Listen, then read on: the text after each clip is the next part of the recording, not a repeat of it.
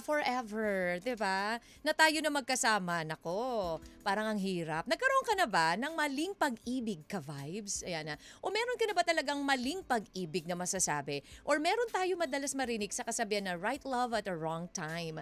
Mula sa mga taong inakala nilang forever, pero ang ending, naghiwalay, 'di ba? Totoo ba 'yun? O baka palusot lang natin kung minsan 'di ba?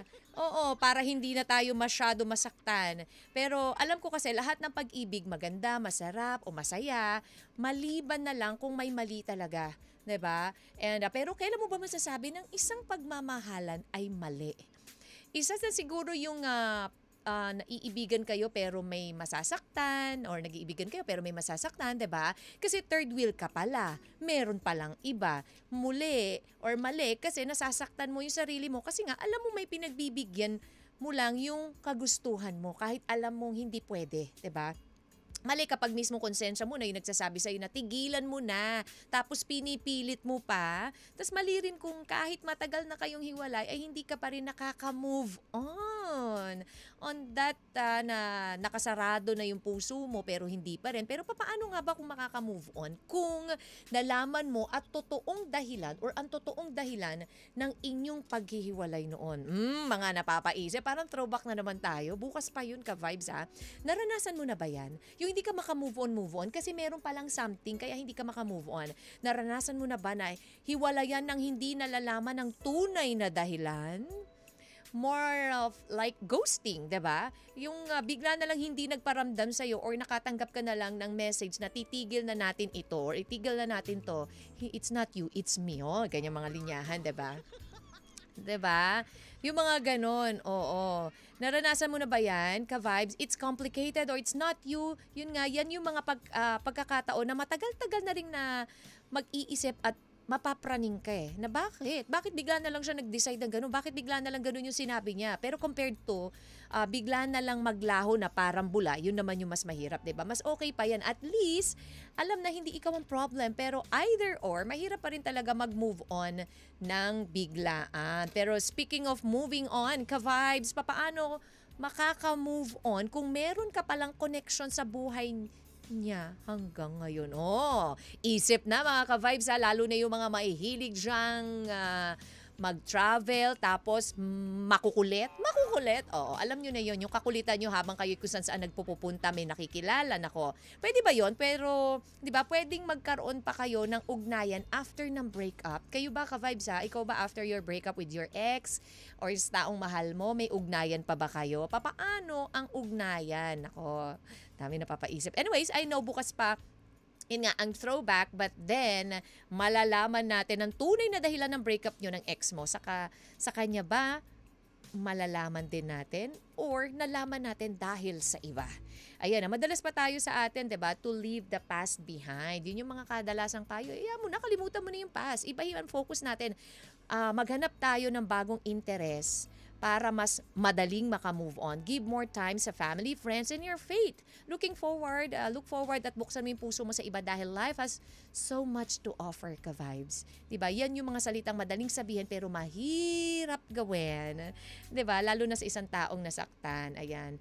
Tapos, ang nagbalita pa sa'yo ay yung mismong tao na ipinalit sa'yo. Paano kung ganon, ka-vibes? Yung mismo ipinalit sa'yo, siya yung nagbalita. Pero papaano nga kung ganon? Bigla kang kinausap ng taong ipinalit sa'yo at sinabi ang katotohanan. Anong katotohanan yan, ka-vibes? Abangan nyo po. Siyempre, kasama nyo na naman po ang guidance nyo sa Usaping Pag-ibig, Kathy G. Dito sa Love Me, Kathy G. Ayan, abangan nyo po ang ating letter for today na galing kay Haji. Yan, ano ba ang kanyang problema? Paano mo tatanggapin ang multo ng kahapon? Stand by ka-vibes at walang bibitiw. Manatiling nakitutok dito lang sa 92.3 FM Radio Manila. Your favorite music radio, ka-vibes favorite. 92.3 FM Radio Manila, your favorite music radio, ka-vibes. Paano mo tatanggapin ang multo ng kahapon? Minulto ka na ba ng kahapon, ka-vibes? Diba? Oo, yung akala mo okay ka na, akala mo wala na. Yung mga nagawa mo from the past, nakalimutan mo na. Then biglang may mga multong nagbabalik. Mga multong nagpaparamdam. Anong gagawin mo sa kanila? Ipagtirik ng kandila, Kati G. Well, abangan niyo po ang ating story for today coming from Haji. Ano nga ba ang problem ni Haji? Nako, may nagmumulto from the past. Ito kasi yung mga mababait eh. Oo. Yung akala nila halasige, halabira. Oo. And then eventually, malalaman nila, nako, may footprints. Nako, may souvenir. Nako, may ganito, may ganyan. O, 'di ba? Paano? Yan yung mga sinasabi nating multo from the past. Or yung may mga nagawa ka. Kabutihan ba nagawa mo from the past ka vibes? Or yan bang nagawa mo ay nako, talaga namang babalik at babalikan ka. Akala mo natakasan mo na hindi ka pwedeng tumakas from the past, ha?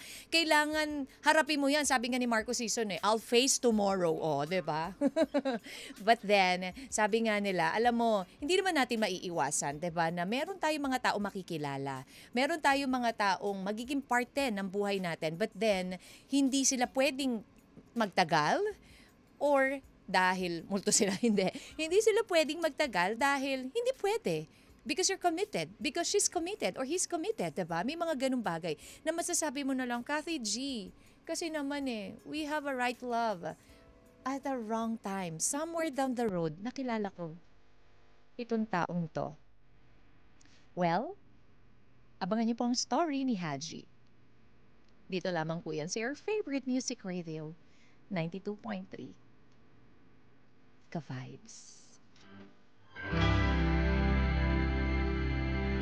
G. Love Letter.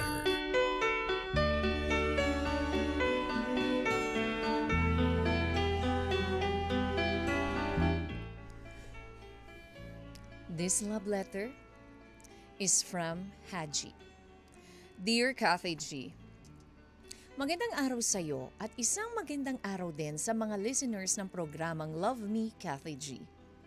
Gusto kong ibahagi ang aking kwento sa inyo dahil maging ako ay nagulat sa love story ko. Ako po si Haji, taga Bukidnon. 40 years old na ako, Kathy. May mga negosyo ako around Mindanao. Travel agency kasi, kaya masasabi ko naman na magana or masagana ang buhay ko.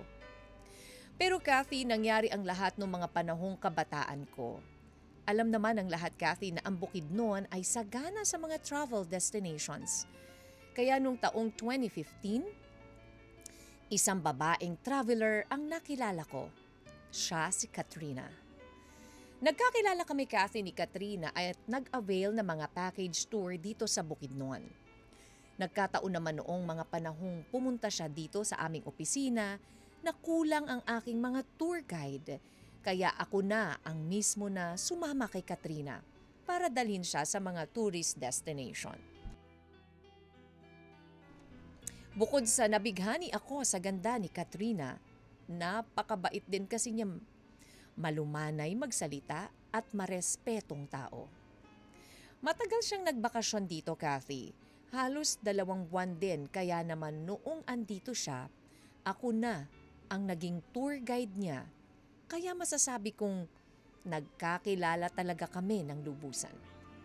Kathy, dahil nga nagkapalagayan na kami ng loob sa halos araw-araw kaming magkasama, nag-level up ang friendship namin ni Katrina. Niligawan ko siya. Oo, Kathy. Naging kami at tumagal rin ng 2 buwan. Noong 3 buwan na dito ni Katrina, nagpaalam siya sa akin, Kathy, na babalik muna siya sa kanyang pamilya sa Maynila at babalik din daw agad dito. Masakit sa akin, Kathy, at kahit ayoko, pinayagan kong bumalik si Katrina ng Maynila. At yun na pala, Kathy, ang huli naming pagkikita. Nawalan kami ng communication. Tinatawagan ko siya, nagpapadala rin ako ng mga messages pero hindi niya ako sinasagot. Sinubukan ko rin siyang hanapin, Kathy, pero dahil hindi ko kabisado ang Maynila, umuwi ako ng Bukidnon ng mabigatang paa. Lumipas sa mga buwan at nagdaan ang mga taon. Nakita ko sa social media si Katrina taong 2020, yung may larawan na nakapost kasama ang isang 5 taong gulang na bata. Halos gumuho ang aking mundo, Kathy, nang malaman kong may pamilya na pala siya. Pero wala man lang siyang sinabi sa akin. Kaya naman Kathy, napaisip ako na baka kaya mag-isang nag-travel sa Bukidnon si Katrina ay siguro naghiwalay sila ng boyfriend niya noong mga panahong yon. At naging panakiputas lang ako.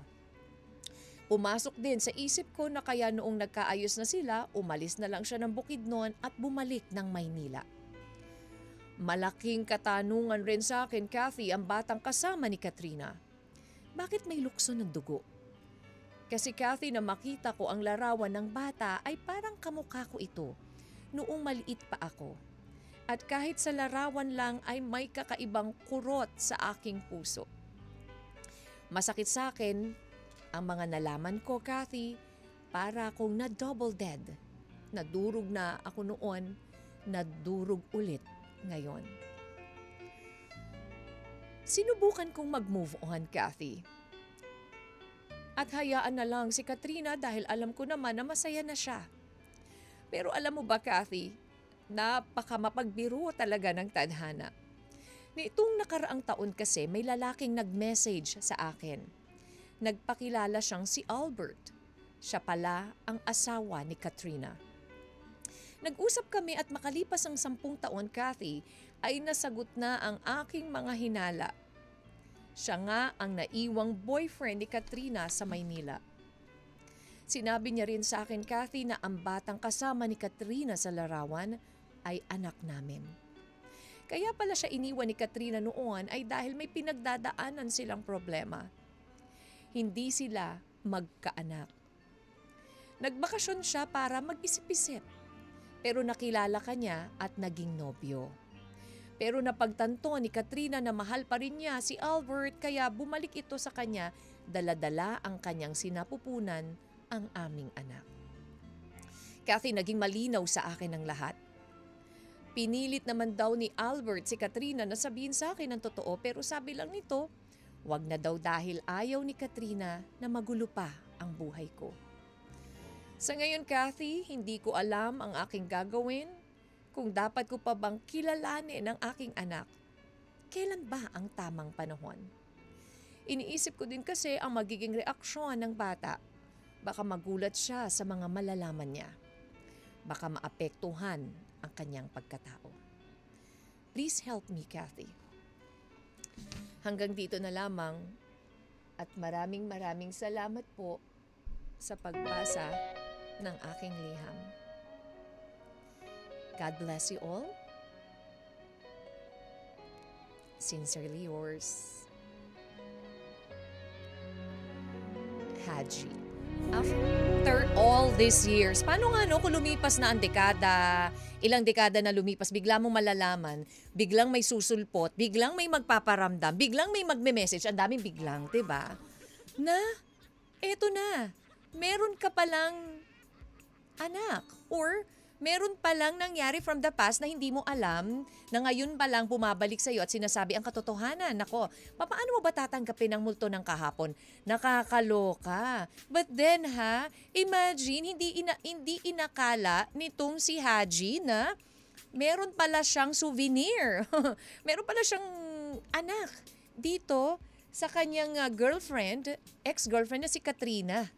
After all these years, ngayon niya lang nalaman na may lukso ng dugo, may kurot. Pero ang sino ang nakakaloka, ang nag-message pa sa kanya, ay yung mismong asawa ni Katrina. What happened? Merong hindi ba pagkakaunawaan si Katrina, kanyang asawa, at talagang pinilit hanapin? Sino ba tatay niyang anak mo? Diba? Yung ganon. Pero ano nga ba ang dapat niyang gawin? Ano nga ba ang dapat gawin ni Haji? Sasabihin niya ba ang katotohanan? Ipapaalam niya ba na siya ang ama ng bata? Ang worry kasi ni Haji, Kathy G, baka magulo pa yung isip ng bata eh. Baka kung ano pang mangyari, 'di ba? Na okay naman na sana sila. Yung reaksyon niya at baka maapektuhan ng kanyang pagkatao. Well, kung ikaw ang nasa sitwasyon ni Haji, will you tell the truth? Ipapaalam mo ba na ikaw ang nawawala niyang ama? Ikaw hindi man nawawala or ikaw ang totoong ama? 0916-563-1777 ang po aming text line. Again, it's 0916-563-1777. 1777. Open din po tayo sa ating guess the title. Hulaan niyo po kung anong ating title for today for you to win 500 pesos. And posted din po yan sa aming FB page 92.3 FM Radio Manila or my FB page DJ Cathy G. Alam mo, sabi nga, di ba, walang sikretong hindi nabubunyag. Time will reveal. Payuhan po natin si Haji Ka-Vibes. Pag-ibig ng ikaw at ako. Dapat kayo lang dalawa. Ikaw at ako lang. Wala nang extra pa. 92.3 from Radio Manila. Your favorite music radio, Ka-Vibes. And you're listening to Love Me, Cathy G. Paano mo tatanggapin ang multo ng kahapon? Para po ang ating letter sender na si Haji ay namomroblema ngayon dahil biglang sumulpot na hindi niya inakala na siya pala ay mayroong anak doon sa kanyang nakilala, sa kanyang itinur na bakasyonista from Bukidnon na eto ngayon, meron pala silang anak at ang nakakaloka rito ang kumontak sa kanya ay ang mismong asawa ng kanyang ex. Ito ay si Katrina, ang kanyang ex-girlfriend na nagbakasyon, nagpunta lang ng Bukidnon, nagkamabutihan sila doon. Merong nangyari sa kanila, bumalik ng Manila itong si Katrina at sa pagbabalik ni Katrina, siya pala may naiwan na boyfriend. At yun nga yung napangasawa ni Katrina. Pero siya po'y nagdadalang tao na nung time na nakilala niya, yung time na bumalik siya sa kanyang boyfriend. At ngayon, hinanap siya. Hinanap itong si Haji ng asawa ni Katrina. Yung dating boyfriend na ngayon ay asawa na, hinanap siya at sinabi ang totoo. Nako, paano kung biglang ganyan ka-vibes? Bigla na lang may tatawag sa'yo at sasabihin, nako, alam mo ba na ikaw ang ama ng aking anak? Or ikaw ang babaeng nawawala sa puso ko. Oh. Alam niyo ba ka-vibes na merong mga site na kung saan maaari niyong ma-check ang inyong family tree. Ayan, ilan sa mga ito, yung 23andMe and Family Tree. Sa tulong ng mga software na yan, maaring malaman nyo or makilala ang mga tao sa inyong pamilya or angka na hindi nyo maalala. Ginagamit ito para mahanap ang long-lost family members. Nako, try to check. Kaya nga kanina parang mapacheck nga. Oo, 'di ba? Kasi baka mamaya, 'di ba? Yan palang minamahal nyo, yan palang nililigawan nyo, part pala ng inyong family tree. 'Di ba? Although kung malayo-malayo naman na, as in super duper layo, 'di ba? Hindi naman pwedeng maiwasan na magka-inlovean. Pero wag yung mga first degree nako naman, ka-vibes. Ayan. Sabi ni Tadeus Conti. Wow, we have a new listener. Ayan, Miss Cathy G, Assalamualaikum. Sa side po ni Haji, that would be very unfair. The mere fact that girl used him as a tool to create human beings, so to speak, and disregarding the feelings and constitutional rights of Haji. And besides, the child without knowing the biological father is sinful act. Only God knows. Wow, very nose bleeding po. But very well said. Thank you, Tadeus Conti. Dapat mag-reach out siya. Meron siyang karapatan. Ang ganda ng story ni Haji, 40 years old from Bukidnon. Thank you, Siegfried Angkay. And usap kami at mag-move on sa live, sabi ni William Mortel. Hello, Miss May Vepan. Everyone, di mo ba ako lilisanin? Share nyo na po ang kasagutan, sabi ni Hans Manrique. And Kenneth, kilalanin at tanggapin ang mga emosyon na dulot ng nakaraan, maging ito man ay kalungkutan, galit, pagsisisi or takot. Huwag pigilin ang mga ito. Hayaang maramdaman at i-process ito sa malusog na paraan. Ayan, makakatulong yung pagsusulat ng journal o pag-uusap sa pakikipag-usap sa isang kaibigan. Thank you, Kenneth de la Cruz. And ang pagyakap at pagtanggap sa realidad ay isang hakbang para anumang balakid ay magampanan. Totoo. Acceptance is the real key of happiness. Good afternoon, Cathy G and all ka-vibes. Ayan, well, anumang bumabagabag at pasakit sa ating puso, maging sa isipan ay isa lang ang pahiwatig. Kailangan mong higpitan ang pananampalataya at tiwala sa sarili. Hanggat duwag tayong harapin yung hamon at mapagbirong tadhana, wala tayong pinagkaiba sa mga taong batugan, mga taong irresponsible. Sabi ko nga, di baling hindi magtagumpay at sumubok kaysa nang hinayang o nagpadala sa kawalan ng wala namang ginawa. Wow, ang lalim nito. Fire is real, ha? Hello to you and shout out JC Graphics Sublimation, sina Jelly, Clarissa, Maki, and my loves, Gemar. Thank you, Fire. Hello, Miss Alteza Sino Cruz and Gloria King Mishano.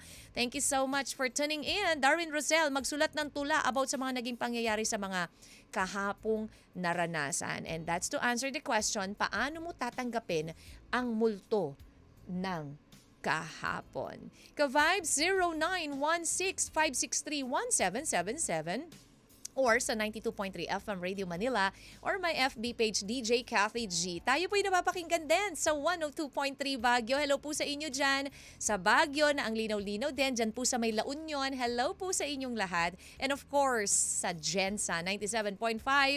Gensan, magbabalik po ang Love Me Kathy G dito lang sa 92.3 FM Radio Manila. Your favorite music radio, Ka-Vibes. Love me. 92.3 FM Radio Manila, your favorite music radio, Ka-Vibes, Lover's Moon. And you're still listening to Love Me, Kathy G. Ayan, ang ating pong letter sender na si Haji ay nagtatanong, ipapaalam niya nga ba na doon sa bata, ito palang kanyang ex-girlfriend na si Katrina na nakilala niya sa Bukidnon nung ito'y nagpunta po ng Bukidnon, na kasama sila for 2 months or for 3 months actually. In the 3rd month, umuwi ng Maynila itong si Katrina na nagdadalang tao pala. Kaya umuwi na Maynila dahil meron pala siyang naiwan talagang boyfriend dito sa Manila. Walang kaalam-alam si Haji na may boyfriend itong si Katrina. Pero pag uwi nga ni Katrina sa kanila, nagdadalang tao siya, tinanggap pa rin siya ng kanyang boyfriend. And after so many years, after ng dekada, eto't nagbalik. Eto't nagparamdam ang multo ng nakaraan. Papaano mo nga ba tatanggapin ang multo ng kahapon? Dahil nagparamdam hindi si Katrina, kung hindi ang asawa ni Katrina, ang boyfriend niya dati. Ayan na, ngayon ay asawa niya na, hinanap ang ama ng kanilang anak. Ito nga yung si Haji. Sinabi dito na matagal na siyang gustong makita para ipaalam, pero si Katrina ang pumipigil sa kanya. Ipaalam na may anak itong si Haji kay Katrina. Wow, talagang 'di ba? Kakaiba, hindi mo talaga masabi ang ikot ng mundo. Hindi mo talaga masabi na akala mo okay nang lahat. Akala mo wala nang problem, bigla kang babalikan ng nakaraan. Pero alam niyo po, ayon sa isang contemporary philosopher na si J. David Velman, may obligation ng mga magulang na buuin o tumulong sa pagbuo ng identity ng kanilang anak. Ang pagkilala sa iyong biological parents ay may significant impact at nagpo-produce ng self-knowledge. Ito ay may irreplaceable value. Kaya naman, immoral daw na mag-anak kung alam mo namang hindi makikilala ng bata ang kanilang biological parents. Ayan. So very important na malaman ng bata pa rin yung totoo. Ayan. Sabi ni Geraldine, naku forgive and forget na lang kung ikaw ang nagkasala. Forgive yourself and forget para makapag-move on ka na. And babalik at babalik yan sa'yo dahil hindi mo matanggap yung nagawa mo. Dadalawin ka at dadalawin. Kakatakot pa naman na multo ng nakaraan. Thank you, Geraldine Molina, syempre from our Facebook, 92.3 FM Radio Manila. And wala namang gustong lumisan, ayaw niya lang akong iwanan. Oh, Maria Mojica, thank you. Ayan, at sa lahat po na nagbigay pa rin at patuloy na nagpapadala ng kanila pong reaksyon at payo for Haji. Ayan, tuloy lang po kayo magpadala sa 0916-563-1777 or sa aming pong FB page, 92.3 FM Radio Manila. And saying hello to Alvin Joy Cruza ng InDrive. Hello, Alvin. Oo, nagwo-worry masyado si Alvin dahil na late na daw ako. Hindi naman, Alvin. Thank you so much sa paghatid sa akin dito, Alvin. Alvin Joy Cruza, ingat-ingat ha sa pagmamaneho. Ganon din kay Gilbert Bacani ng InDrive. Hello, thank you so much sa inyo na nakatutok na lagi sa 92.3 sa Love Me, Kathy G. And of course, happy birthday sa lahat po ng mga may birthdays today. Also, happy birthday kay Alan Senita, ang masipag na cameraman ng PRTV Prime Media. Happy birthday! Beke naman. Ka-vibe, smile ka naman dyan at tuloy pa rin po tayo sa tugtugan. Dito lang sa Love Me, Kathy G's 92.3 FM Radio Manila. Your favorite music radio. Ka-vibes. 92.3. No more lonely nights. Siyempre, lagi nang masaya dapat. Oh, kapag ikaw kapiling mo na yung taong mahal mo, no more lonely nights. Kapag naging okay na kayo nung love mo, no more lonely nights. Oh, sweet. Diba? Ang taray. Ay, nako, syempre, dito na po tayo sa final hour ng programa nating Love Me, Kathy G. Again, ang naging story nga po natin ngayon. Paano mo ba tatanggapin ang multo ng kahapon?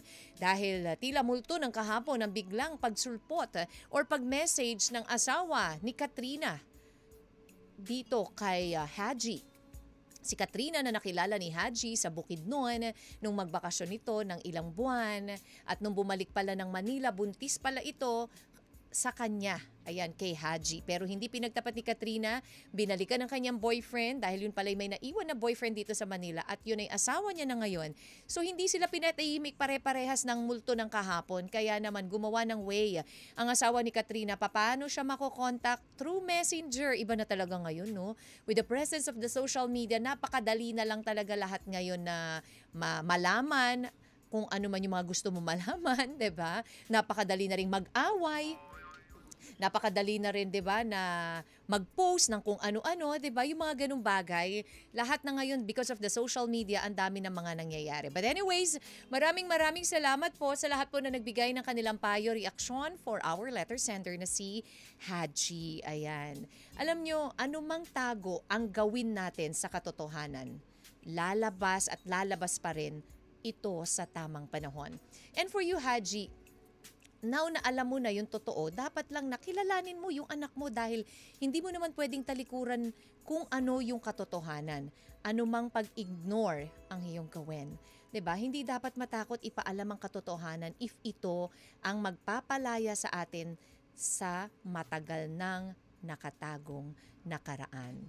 Thank you so much, Haji, for sharing your story with us. And dun sa mga gusto po mag-share ng kanilang story, mag-email lang po kayo sa lmtkathyg@gmail.com or mag-PM po sa 92.3 FM Radio Manila. Again, thank you for keeping me company, ka-vibes. Bukas, Throwback Thursday na tayo. At syempre, pag-usapan naman natin ang mga throwback na storya, ka-vibes, dito sa Love Me, Kathy G. This has been Kathy G at syempre, nandito na! Nandiyan ka na nga! Andito na, sobrang laki ng bunganga ko, diba? Oo, nanggugulat. Yes, sobra, nangangain. Oo. Nandito na po nag-isang beshi ng bayan at ang Diyosa ng kalsada na ready ng manggising sa alas 3 hanggang alas 5:30. Alam niyo po mga ka-vibes, sobrang excited ako because it's Hump Day Wednesday. Oh, yeah. Yes. So in fairness hindi masyado matraffic mula Espanya going to Quezon, to Rotonda to Quezon Alam mo Avenue. kung bakit? Masunurin na ngayon. Talaga, dahil sa Oo. number coding scheme, gano'n? Yung sa NCAP, di Yung ba? sa NCAP. Oo, ang mga natatakot na talagang kailangan pumipara na nga sila mga estudyante na nakapila sa tama, o di ba? As in, alam mo, Oo. grabe ang NCAP na yan. In fairness, isa ako sa parang masasabi ko talagang nabingguhan dyan. Ay, talaga ba? Hindi yung sa ngayon, yung Oo. dati. Oo. Kasi merong parang pinupuntahan ako sa may Tondo. Tapos 'di ba kailangan mo magrehistro parang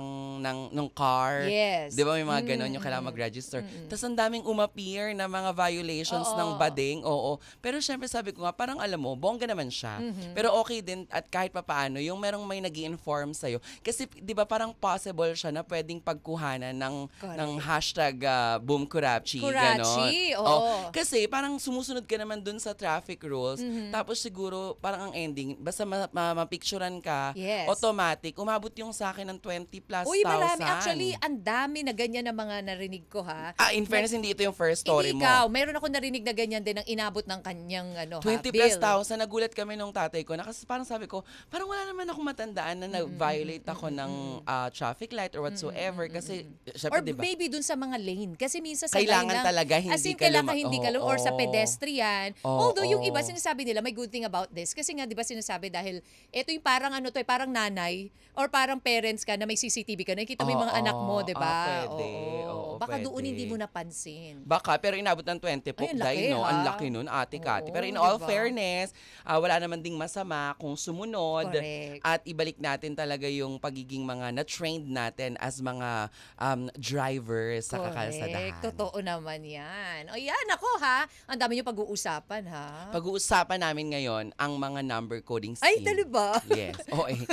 Charing lang. Uy, Hindi na teka lang, bago ako magtapos, syempre, paano nyo ba tatanggapin ang multo ng kahapon? Ikaw ba may mga nagmumulto ba sa'yo from the past? May mga nag-chat from the past, pero kasi sabi ko nga kay Bestie, sabi ko nga kay Bestie, na pagkakato namin sa programa, hindi lahat ng mga naging parte ng buhay natin, like in the context of excess, ganyan, hindi lahat yun naging kaaway mo. Parang Correct. marami kasi doon na nagtapos naman kayo ng maayos, ng magkaibigan kayo. Kaya pag tinatanong ako minsan, do you believe na okay lang maging friends with your ex? Sabi ko, it really depends on the situation. Exactly. Totoo. Oo, magkaiba kasi talaga. Kasi meron naman yung nagtapos kayo kasi pangit talaga. So wala na Oo. dapat pang maging maayos kayo doon. Oo. Pero meron naman yung wala naman talagang ginawang something or wala naman kayo napag-awayang masama. Pero it's just that you guys are better off as friends. Oh, 'Di ba? So parang yeah. for me, nagchat-chat sila. Pero parang may mga pamilya na sila. Tapos parang ending ninang nako, Oh, ganun. 'di ba? Maganda yung ganun Oo. Yung friends kayo, 'di ba? Ang dami naman ganyan like sa mga celebrities, 'di Yes. ba? O 'di ba nakikita-kita. Correct, o 'di ba? Kita-kits Totoo. lang kayo. Correct. Ayun, Ang ako. fresh namin na mga walang makeup. Oo, Kaya nga eh. fresh lang ang peg nyo. Ito nga yun eh. Ikaw very ba, may munto ka ba ng comfy kahapon? kami. Wala naman po. Wala. Very ano. Sweet Ay, girl. wala nagmumulto. Girl. Wala nagmumulto sa kanya kasi syempre yung masayang-masaya yung puso niya tapos di naman siya maraming naging boyfriend, di ba? Oo. Parang pangalawa naman si James. Oh. Oh, yung taray. So, Para alam ko, chismosa, di ba?